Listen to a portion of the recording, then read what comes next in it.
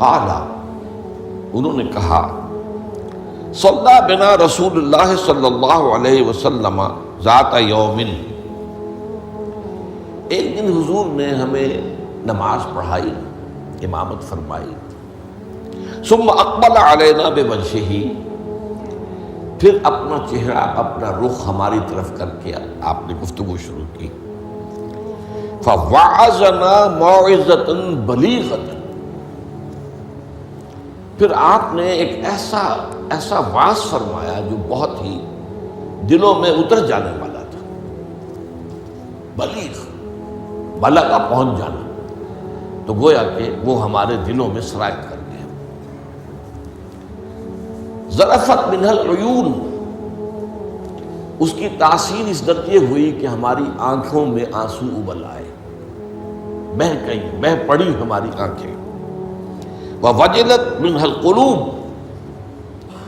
اور ہمارے دل جو ہے دہل گئے، لرز گئے۔ فقال رجل، تو عرض کیا ایک شخص نے، یا رسول اللہ، اے اللہ کے رسول صلی اللہ علیہ وسلم، کأن ہذہ موعظۃ مودع، یہ تو ایسا محسوس ہو رہا ہے کہ آپ کا یہ وعظ وداع کرنے والے کا وعظ ہے، یعنی کہ گویا کہ آپ اب ہم سے رخصت ہونے والے ہیں۔ معلوم ہوتا ہے کہ یہ آخری وعظ ہے جو آپ نے ارشاد فرمایا، جس درجے کا بلیغ اور مؤثر وعظ آپ نے، اور دلوں میں کھب جانے والا، جس سے آنکھوں میں آنسو کے جو دریا بہنے لگے اور دل جو ہے دہل گئے۔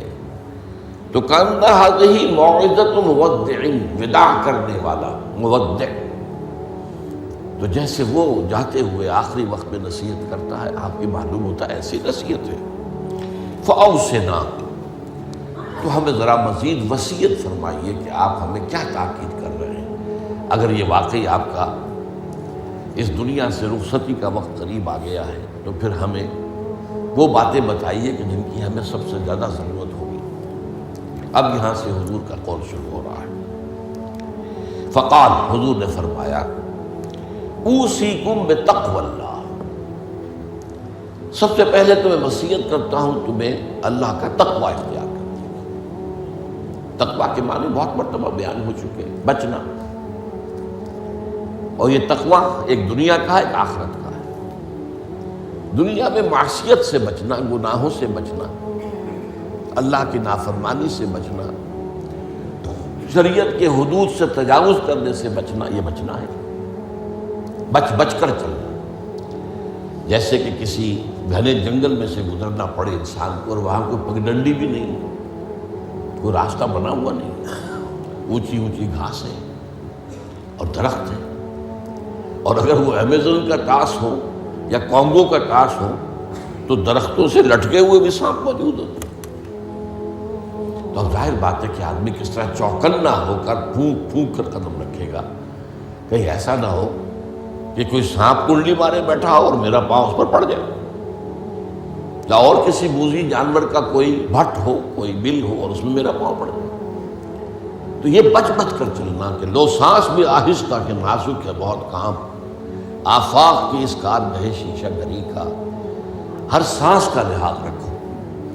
تو سب سے پہلے تو اوصیکم بتقوی اللہ، نمبر 2 والسمع والطاعت، ایک نظم جماعت جو ہے، تمہاری اجتماعیت، صاحب باتیں میرے بات خلافت ہوگی۔ ابھی تو تم میری بات مان رہے ہو، میں اللہ کا رسول بھی ہوں، لیکن اب میرے بعد رسول تو نہیں ہوگا، نبی تو نہیں ہوگا، خلیفہ ہوگا، لیکن اس کے لیے بھی سمع و طاعت، اس کا حکم سننا اور ماننا، تاکہ رکھنے نہ پڑے جماعتی زندگی میں، افتراق نہ ہو۔ اس لیے کہ ظاہر بات ہے کہ United you stand, divided you fall. جب ڈویژن ہو جائے، اختلاف ہو جائے تو پھر ظاہر بات ہے زوال آ جائے گا، اور یہ ہوا ہے۔ حضرت عثمان رضی اللہ تعالیٰ عنہ کی شہادت کے بعد سے وہ ڈویژن ہو گئی، شیعان عثمان، شیعان علی، اور پھر آپ کو معلوم ہے خانہ جنگی ہوئی۔ حضرت علی رضی اللہ تعالیٰ عنہ کا جو پورا عہد خلافت جو ہے وہ خانہ جنگی کی نظر ہو گیا۔ 1 لاکھ کے قریب مسلمان جو ہے ایک دوسرے کی تلواروں اور تیروں اور نیزوں سے ختم ہو گئے۔ تو ظاہر بات ہے کہ پھر زوال تو شروع ہو ہی جانا تھا۔ فرمایا والسمع والطاعۃ وإن كان عبدا حبشيا، خواہ تمہارا خلیفہ تمہارا امام چاہے ایک حبشی غلام ہو، یہ نہ سمجھنا کہ تم برتر ہو، اعلیٰ ہو، وہ ادنا ہے، وہ گھٹیا ہے، نہیں، حبشی غلام بھی ہو تو فَإِنَّهُ مَن يَعْشُ مِنكُم بَعْدِي فَسَيَرَىٰ اخْتِلَافًا كَثِيرًا، اس لیے کہ تم میں سے جو بھی میرے بعد زندہ رہے گا وہ بہت کثرت کے ساتھ اختلاف دیکھے گا کہ مسلمانوں میں اختلاف ہو جائے۔ اختلاف تو حضرت ابوبکر کے زمانے بھی ہوا، بس بات ہو گئی، اختلاف رائے ہو گیا، پھر فیصلہ ہو گیا، پھر سب عمل کر رہے ہیں۔ ایسا تو کبھی ہو ہی نہیں سکتا انسانی معاملات میں کہ اختلاف نہ ہو، لیکن اختلاف میں شدت ہو جائے، میری بات لازماً مانی جائے، یہ وہ چیز ہے اعجاب کل ذی رائے برائے ہی، کہ ہر شخص جو صاحب رائے ہے وہ اپنی رائے پہ اڑ جائے اور اسی کو اچھا سمجھے، تو پھر جماعت کیسے چلے گی؟ جماعت میں تو ظاہر بات ہے کہ کسر و انکسار کرنا پڑتا ہے، اپنی رائے کو پیچھے ڈالنا پڑتا ہے، امیر کی رائے کو ماننا پڑتا ہے۔ تو فرمایا فَإِنَّهُ مَن يَعْشُ مِنكُم بَعْدِي فَسَيَرَىٰ اخْتِلَافًا كَثِيرًا، اب وہ آیا جو اس موضوع سے متعلق ٹکڑا ہے، فَعَلَيْكُمْ بِسُنَّتِي وَسُنَّتِ الْخُلَفَاءِ الرَّاشِدِينَ الْمَهْدِيِّينَ، تو تم پر واجب ہے کہ میری سنت کو پکڑے رکھنا اور میرے خلفائے راشدین کی سنت کو پکڑے رکھنا، یہ تاکید، ان کی سنت کو مضبوطی کے ساتھ تھامے رکھنا۔ المہدیین، یہ جو خلفائے راشدین ہوں گے یہ مہدی ہوں گے، مہدیین ہدایت یافتہ ہوں گے۔ تمسکوہا وعضوہا بالنواجذ، دیکھو میری سنت کو اور میرے خلفائے راشدین کی سنت کو اپنے دانتوں سے پکڑ کر رکھو۔ یہ کچلیوں کے دانت جو ہوتے ہیں کسی شے کو پکڑنے کے لیے، درندوں میں آپ کو معلوم ہے یہ لمبی ہوتی ہیں کچلیاں، یہ چونکہ زندہ گوشت کو پھاڑنا ہوتا ہے، زندہ جانور کو، یہ کچلیاں ہی ہوتی ہیں جو ان کو پھاڑتی ہیں، یہ آگے کے دانت کی کام نہیں کر سکتے۔ ہمارے ہاں چونکہ اب انسان جو ہے کچا گوشت نہیں کھاتا تو کچلیوں کی اتنی ضرورت نہیں ہے، تو چھوٹی رہنی ہے، نشان تو ہے۔ تو فرمایا عضوا علیہا بالنواجذ، اپنی کچلیوں سے، دانتوں سے اسے پکڑ لو۔ وَإِيَّاكُمْ وَالْمُحْدَثَاتِ الْأُمُورِ، اور دیکھو ہرگز نئے پیدا ہونے والے معاملات کی پیروی نہ کرنا، یہ بدعت ہے۔ میں پچھلی مرتبہ بیان کر چکا ہوں، بدعت اور محدثہ، بدعہ محدثہ یہ ہم معنی الفاظ ہیں۔ وَإِيَّاكُمْ وَالْمُحْدَثَاتِ الْأُمُورِ فَإِنَّ كُلَّ مُحْدَثَةٍ بِدْعَةٌ وَكُلَّ بِدْعَةٍ ضَلَالَةٌ، اس لیے کہ ہر نئی پیدا شدہ چیز بدعت ہے اور ہر بدعت گمراہی ہے۔ میں نے اس اعتبار سے آپ کو یاد ہوگا کہ بدعت کے جو اسباب پیدا ہیں وہ بھی کل پچھلی مرتبہ بیان کیے تھے۔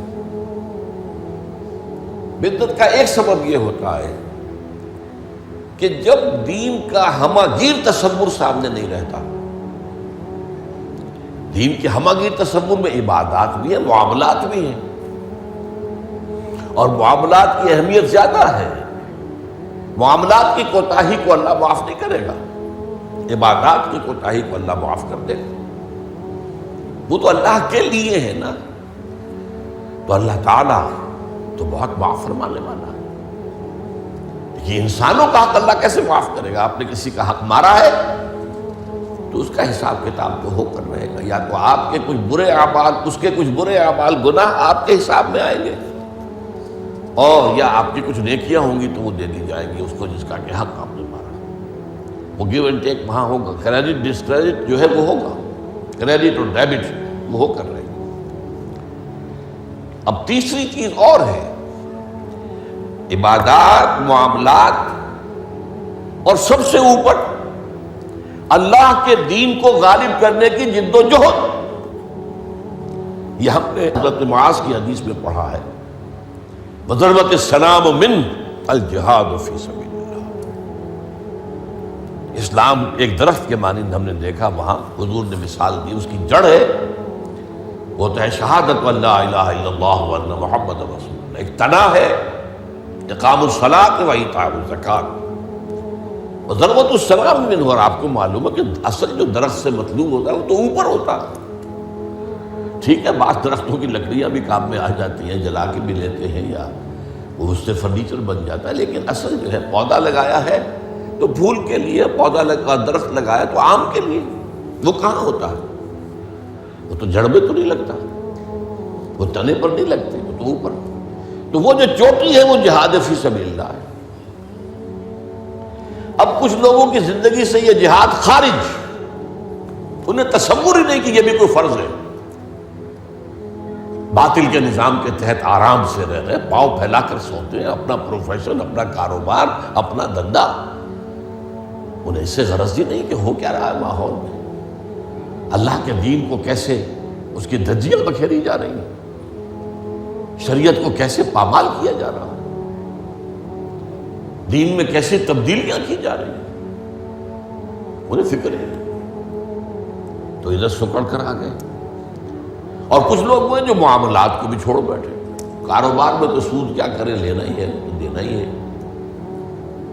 بینک سے روپیہ لیے بغیر کاروبار کیسے بڑھائیں، کارخانہ تو لگانا ہی ہے، تو بینک سے تو قرض لینا ہی ہے، چھوٹے مکان میں کیسے رہوں، بڑی حویلی تو بنانی ہی ہے، وہاں سے جو ہے بینک سے قرضہ لینا ہی ہے، یا اسی طریقے سے اور کا معاملات کے اندر جو ہے وعدہ خلافی ہو رہی ہے، جھوٹ ہے وغیرہ وغیرہ، دھوکہ ہے۔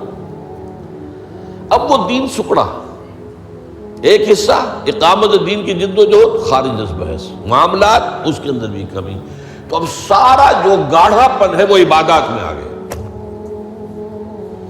میں نے مثال دی تھی آپ کو کہ ایک تشلا ہوتا ہے نا، اس میں پانی بھرا ہوا ہے، 1 انچ اونچا ہے، 2 انچ اونچا ہے، اسی کو آپ کسی جار میں ڈال دیجئے وہ 1 فٹ اونچا ہو جائے گا۔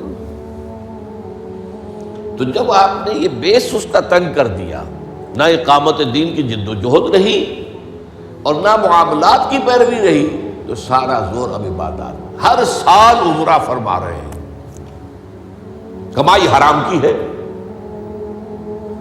کچھ لوگ ہیں بڑے فخر سے کہتے ہیں ہر سال حج کو جاتا ہوں، اور میرا مصلی مقرر ہے پہلی صف کے اندر، وہاں شرطوں کو رشوت دیتے ہیں اور وہ ان کے مصلی محفوظ رکھتے ہیں، سمجھتے بڑی نیکی کا کام کرتے ہیں۔ حالانکہ دیکھیے، میں خاص طور پر آپ کو بتا دوں، حضور صلی اللہ علیہ وسلم نے جو عمرہ قضا تھا صلح حدیبیہ کے بعد ہوا، اس کے بعد کوئی عمرہ نہیں کیا۔ سن 8 ہجری میں مکہ فتح ہو گیا، اس کے بعد تو آپ بادشاہ تھے، اب کون روکنے والا تھا؟ کوئی عمرہ نہیں کیا۔ وہ ساری جد و جہد دین کو غالب کرنے کے لیے ہو رہی ہے، آپ کا سارا وقت اس میں لگا ہوا ہے۔ پھر حج نہیں کیا، سن 8 میں رمضان میں مکہ فتح ہو چکا ہے، آپ حج کر سکتے تھے، سن 9 میں بھی نہیں کیا۔ قافلہ جو ہے حجاج کا وہ بھیج دیا، مدینے سے روانہ کر دیا، حضرت ابوبکر کو امیر الحج پر خود نہیں، صرف ایک حج ہے وہ آخری حج جسے ہم حجۃ الوداع کہتے ہیں۔ اس سے سمجھنا چاہیے ریشیو پروپورشن دین میں کیا ہے، واٹ از واٹ، کس چیز کی کیا قدر و قیمت ہے، کون سی چیز کتنے درجے میں مطلوب ہے۔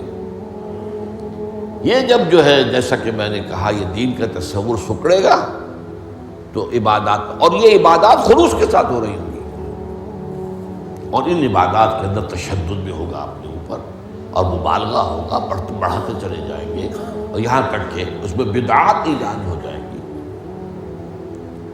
اب خاص طور پر شب برات، قدمی شب، بہت جو ہے عبادت کر، باقی تو جو کچھ ہوتا ہے اس کو تو چھوڑ دیجئے، آتش بازی ہوتی ہے یا کچھ اور جو ہنگامہ ہوتا ہے، جو جشن، یہ تو کچھ سرے سے دین سے کوئی سروکار ہے ہی نہیں۔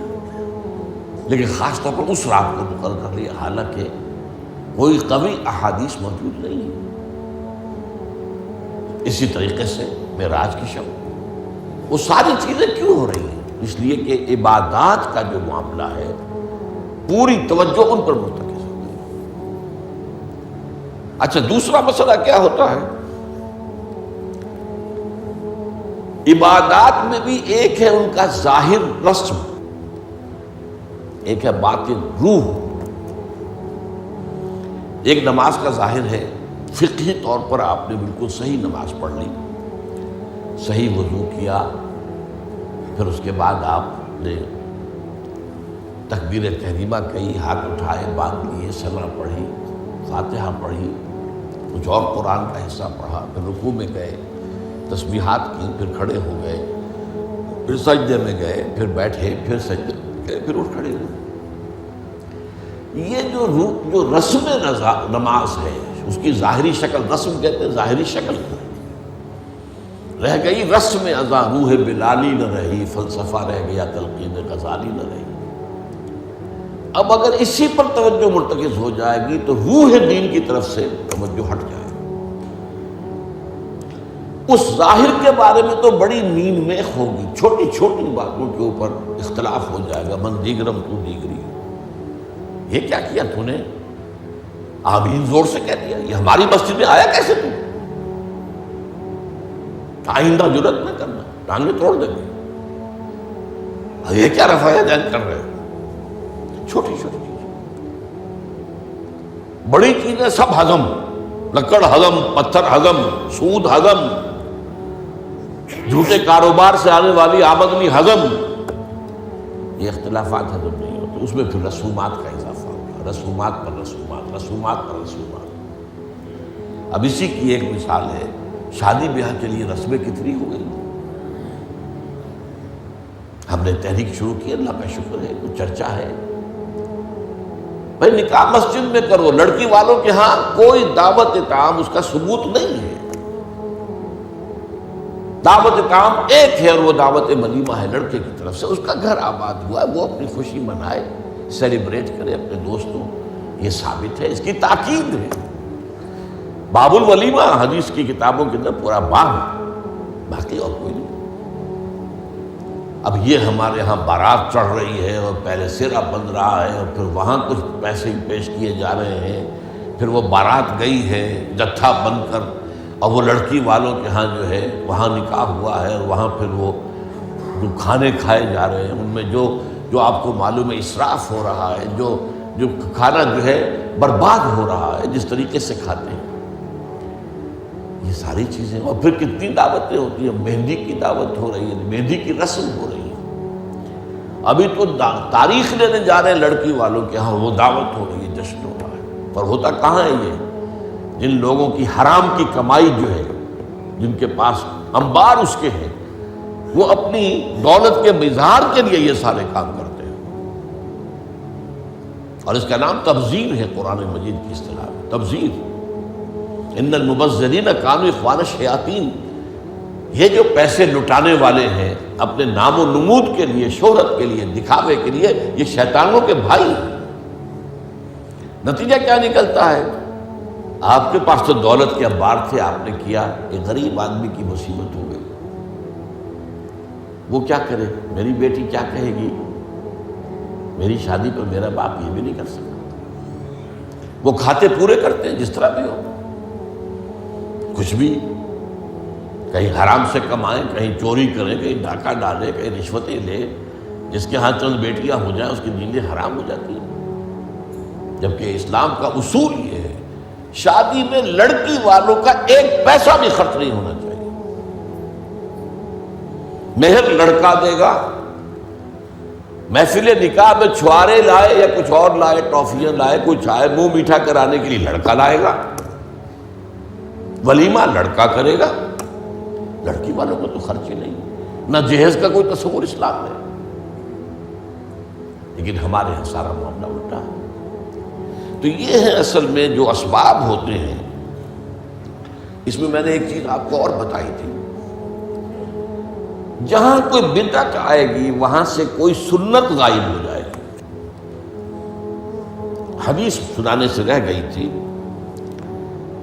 ما احدث قوم بدعۃ الا رفع مثلها من السنت، रवाह अहमद रहमहुल्लाह। कोई कौम भी कोई बिदअत इजाद नहीं करती मत। तो ये थी दोस्तों आज की वीडियो। इसमें डॉक्टर इसरार अहमद ने बहुत ही अच्छे तरीके के साथ, इतने नरम लहजे के साथ और इतने अच्छे तरीके के साथ बयान किया हुज़ूर अकरम सल्लल्लाहु अलैहि वसल्लम की नसीहतें, जो उन्होंने अपने आखिरी वक्त के दौरान जो है वो की, उनके बारे में फ़रमाया। डॉक्टर इसरार अहमद को जो है वो मैं इसलिए ज़्यादा सुनता हूँ क्योंकि वो मतलब हर चीज़ को बहुत तफसील से, बहुत ज़्यादा जो है वो नज़दीक से बताते हैं। उनके पास इल्म बहुत ज़्यादा था, इसीलिए मैं उनको जो है वो इस तरह से सुनता हूँ। क्यों? क्योंकि वो हर चीज़ का, हर एक जो चीज़ है, हर एक बात का, हर एक हदीस का, हर एक जो कही गई बात है कहीं पे भी इस्लाम में, उसकी प्रॉपर जो है उसके हवाला जात और उसकी दलीलें, उसके दलाइल पेश करते थे। इसलिए मुझे जो है ना वो इस डॉक्टर इसरार अहमद का बयान जो है वो सुनने में बहुत अच्छा लगता है। मतलब इस ये इस्लाम को इतने अच्छे तरीके से एक्सप्लेन करते हैं, बिद्दतों के बारे में और डिफरेंट कोई भी मौजू पे अगर इनसे पूछ ले तो ये हजूर अकरम सल्लल्लाहु अलैहि वसल्लम के दौर में चले जाते हैं। वहाँ तक इन्होंने जो है वो पढ़ा हुआ है कि फिर अहादीस से लेके जो है वो बयान करेंगे। ये सारा कुछ जो है वो मतलब अच्छे तरीके के साथ तफसील से बयान करेंगे। मैं तो इनको पर्सनली बहुत ज़्यादा पसंद भी करता हूँ और इनके लहजे को भी, जब ये हजूर अकरम सल्लल्लाहु अलैहि वसल्लम के बारे में कुछ बताते हैं तो बहुत नरम लहजे में, लेकिन अगर कहीं कहीं कोई जहाद वाली बात बतानी हो या कोई भी किसी हुक्म के बारे में बताना हो तो फिर बड़ा इनका सख्त लहजा भी मैंने देखा हुआ है इनकी वीडियोस के अंदर। तो मैं तो पर्सनली जो है वो डॉक्टर इसरार अहमद को बहुत ज़्यादा पसंद करता हूँ। आप लोगों को पसंद है या नहीं है, आप लोग अपनी राय का इजहार कमेंट सेक्शन में कर सकते हैं। इस वीडियो के रिलेटेड आपके पास कोई जवाब हो, कोई सवाल हो, तो आप वो भी अपने कमेंट सेक्शन में दे सकते हैं। और अगर आप लोगों ने मेरे चैनल को सब्सक्राइब नहीं किया, मेरे चैनल को सब्सक्राइब कर दीजिएगा ताकि मेरी सारी वीडियोज़ आप तक पहुँच सकें।